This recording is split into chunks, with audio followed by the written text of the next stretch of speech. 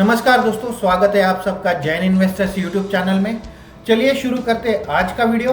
आज हम बात करने वाले हैं दोस्तों उस शेयर की जिसने काफ़ी मुश्किलों के बावजूद भी लास्ट ईयर में 2021 में ज़बरदस्त रिटर्न दिया है। वो शेयर है दोस्तों टाटा मोटर्स का। टाटा ग्रुप के दमदार शेयरों में टाटा मोटर्स साल 2021 का मल्टीबैगर साबित हुआ है। ऑटो सेक्टर की इस दिग्गज कंपनी टाटा मोटर्स के शेयरों में काफ़ी हलचल देखने को मिल रही है। असल में कंपनी ने फरवरी के लिए सेल्स का डेटा जारी किया है जो बेहद मजबूत नज़र आ रहा है दोस्तों, और इससे आगे कंपनी के फाइनेंशियल में भी सुधार रहने की उम्मीद जताई जा रही है।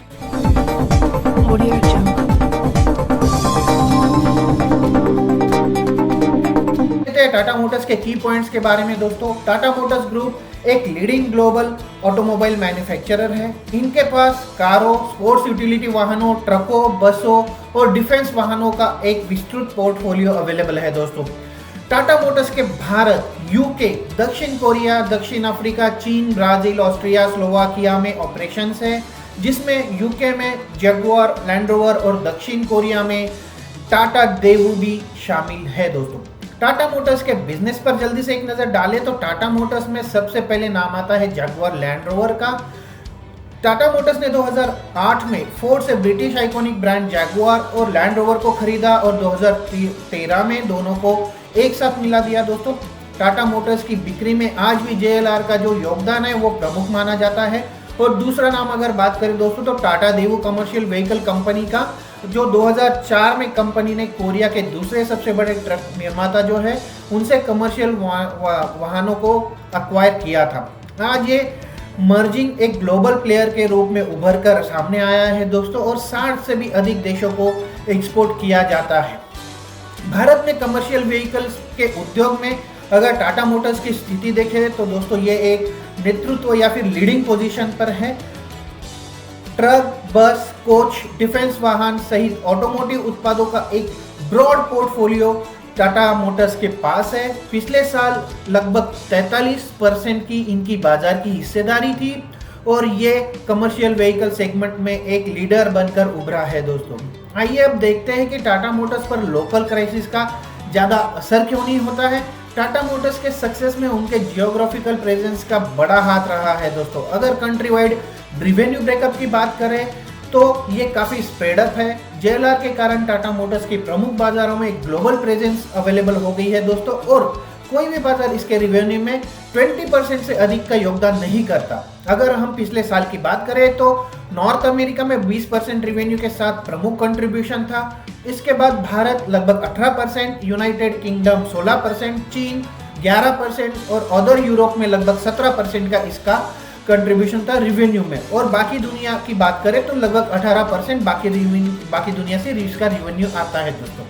तो इसका मतलब है कि किसी एक कंट्री और जियोग्राफी में अगर हालात खराब हो जाए दोस्तों तो टाटा मोटर्स पे ज़्यादा इम्पैक्ट होने की संभावना बहुत ही कम है। अगर अभी देखें हम यूक्रेन और रशिया के क्राइसिस को दोस्तों, तो अगर यूक्रेन और रशिया में अगर जंग छिड़ी रहती है और अगर वो यूरोप में स्प्रेड आउट नहीं होती है तो टाटा मोटर्स पे ज़्यादा असर नहीं होगा। हाँ, अगर यूके, जर्मनी और फ्रांस अगर इस लड़ाई में कूद जाते हैं तो काफ़ी तो फिर उन पर असर हो सकता है, क्योंकि यूरोप और यूके का मिला के लगभग 30% का इनका रिवेन्यू जनरेशन है दोस्तों।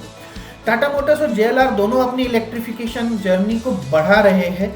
आज टाटा मोटर्स भारत में अपने मोबाइल कार टिगोर EV और निक्सॉन EV के साथ इलेक्ट्रिकल व्हीकल सेगमेंट में टॉप पर है दोस्तों। लास्ट एक साल की अगर बात कर ले तो कंपनी ने EV की 2600 यूनिट बेची है, जो कि मार्केट शेयर का 63% है दोस्तों। साथ ही टाटा मोटर्स के पास मजबूत इंफ्रास्ट्रक्चर अवेलेबल है। आइए एक नज़र डालते हैं हिस्टोरिक रिटर्न पर। और टाटा मोटर्स का मार्केट कैपिटलाइजेशन 1,83,000 करोड़ रुपए से ज़्यादा है दोस्तों। अगर हाई की बात करें तो 537 इसका हाई रहा है 52 वीक में और 238 लो रहा है। 2021 के रिटर्न की बात कर ले दोस्तों, तो अगर 1 जनवरी 2021 को जहां टाटा मोटर्स के शेयर की प्राइस 185 रुपये थी, वही 31 दिसंबर को ये बढ़कर 485 हो गई थी दोस्तों। मतलब 2021 में टाटा मोटर्स ने 160% से ज़्यादा का रिटर्न दिया था। अब नज़र डाल लेते हैं कंपनी के फरवरी के सेल्स के आंकड़ों पर। वाहन बनाने वाली देश और दुनिया की दिग्गज कंपनी टाटा मोटर्स की बिक्री दोस्तों लगातार ट्रैक पर आगे बढ़ रही है। इसका ट्रेंड ताजा आंकड़ों से भी पता चलता है। खबर के मुताबिक टाटा मोटर्स ने मंगलवार को कहा कि फरवरी में उसका कुल घरेलू बिक्री जो है दोस्तों वो सालाना आधार पर 27% बढ़ गई है। अगर यूनिट्स में बात करें तो 73,875 यूनिट इन्होंने बेचे हैं पिछले एक साल में, और जबकि कंपनी ने पिछले साल फरवरी में 58,366 यूनिट बेचे थे। अगर कंपनी के पैसेंजर व्हीकल्स की बात करें दोस्तों तो पिछले महीने घरेलू बाजार में उसकी पैसेंजर व्हीकल्स की बिक्री 47% बढ़ गई है दोस्तों, जहां उसने 27,225 यूनिट बेचे थे पिछले साल फरवरी महीने में, वही इस साल 39,981 लगभग 40,000 यूनिट की बिक्री की है टाटा मोटर्स ने। और अगर घरेलू बाजार में कमर्शियल गाड़ी की बिक्री की बात करें दोस्तों तो इसमें भी 9% की बढ़ोतरी हुई है, जो 33,894 यूनिट हो गई है, जो पिछले साल 31,141 यूनिट थी।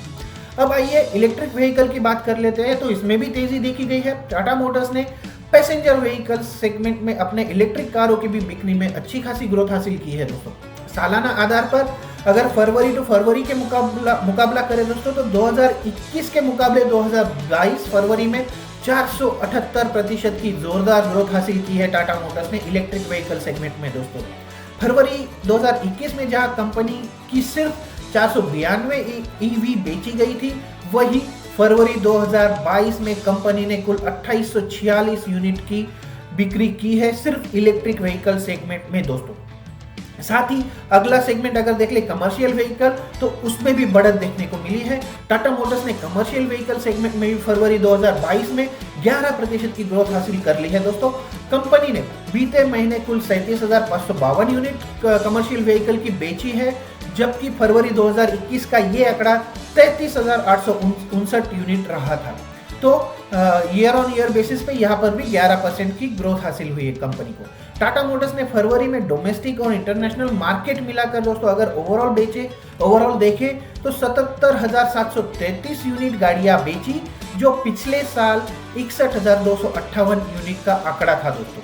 अब जानते हैं कंपनी के फ्यूचर प्लान्स के बारे में। ईवी सेगमेंट में इस कंपनी ने एग्रेसिव प्लान पेश किया है दोस्तों। टाटा मोटर्स को कमर्शियल व्हीकल्स में अप साइकिल का फायदा मिल सकता है, वही कंपनी का डोमेस्टिक मार्केट जो है पैसेंजर व्हीकल सेगमेंट पर भी भरोसा बढ़ रहा है। जैसे चिप शॉर्टेज की समस्या दूर होती जाएगी दोस्तों, कंपनी के JLR बिजनेस परफॉर्मेंस में भी मजबूती आएगी। कंपनी का ईवी सेगमेंट में एग्रेसिव प्लान है और यह भारत में 2026 तक 10 इलेक्ट्रिक व्हीकल्स प्रोडक्ट्स लॉन्च कर सकती है दोस्तों। कंपनी ईवी सेगमेंट में डोमिनेंट पोजीशन पर है, जिसका उसको फायदा मिल सकता है। अगर अगले साल के मुनाफे की बात करें, पैट की, प्रॉफिट आफ्टर टैक्स की, तो हमारा अंदेशा है कि इसमें लगभग 65% की वृद्धि हो सकती है दोस्तों। वही अगर FY 2021 से लेके FY 2023 तक की बात करें तो रिवेन्यू में CAGR की अगर ग्रोथ हम देखें दोस्तों तो लगभग 17% रहने की हमारी उम्मीद है। आइए अब नजर डाल लेते हैं कंपनी के टारगेट प्राइस पर। तो ब्रोकरेज हाउस के हिसाब से एक शेयर के लिए तो 600 से 630 रुपए का टारगेट शेयर सेट हो रहा है दोस्तों। शेयर अभी 470 रुपए के आसपास अगर ट्रेड कर रहा है, तो इस लिहाज से कंपनी के शेयर में अभी भी 25 से 30% रिटर्न की गुंजाइश है अगले एक साल में, 9 से 10 महीने में दोस्तों। तो ओवरऑल अगर बात करें दोस्तों तो टाटा मोटर्स एक भरोसेमंद शेयर है, टाटा ग्रुप का शेयर है, मार्केट कैपिटलाइजेशन बहुत अच्छा है, इनका जो सेल्स है वो बढ़ रहा है, साथ ही इंडिया में भी ये लीडिंग पोजीशन की तरफ बढ़ रहे हैं। और इन सब पॉइंट्स को देखते हुए टाटा मोटर्स में इन्वेस्टमेंट करना एक फ़ायदे का सौदा हो सकता है। 2 पॉइंट मैं आपको बता दूं दोस्तों, जो निगेटिव पॉइंट्स मेरे दिमाग में आते हैं। पहली चीज़ तो एक तो जो सेमीकंडक्टर चिप की शॉर्टेज है, उसके वजह से JLR की जो रफ्तार थी वो धीमी पड़ी हुई है, तो उसका एक निगेटिव इम्पैक्ट हो रहा है कंपनी के ग्रोथ पर। और दूसरी दोस्तों यूक्रेन और रशिया का क्राइसिस, जैसे कि मैंने पहले भी बताया कि अगर ये पूरे यूरोप में फैलता है तो पूरे यूरोप से कंपनी का 30% रेवेन्यू जनरेट होता है, तो ज़रूर इस पे भी आपको ध्यान रखना होगा दोस्तों। लेकिन अभी की स्थिति देखते हुए इसके चांसेस बहुत कम हैं। तो ओवरऑल ये शेयर एक भरोसेमंद शेयर साबित हो सकता है लॉन्ग टर्म के हिसाब से भी दोस्तों, ये हमारा मानना है। आज के वीडियो में बस इतना ही। आशा करता हूँ मेरा ये वीडियो आपको पसंद आया होगा। अगर पसंद आया है दोस्तों तो इसे लाइक ज़रूर कर दीजिए, और अगर अभी तक आपने मेरा चैनल सब्सक्राइब नहीं किया है तो इसे सब्सक्राइब कर लीजिए, ताकि ऐसे ही नई नई चीज़ें, नई नई जानकारी मैं आप तक पहुँचाता रहूँ। तो मिलते हैं अगले वीडियो में एक नए शेयर के साथ, एक नई जानकारी के साथ। तब तक के लिए नमस्ते दोस्तों।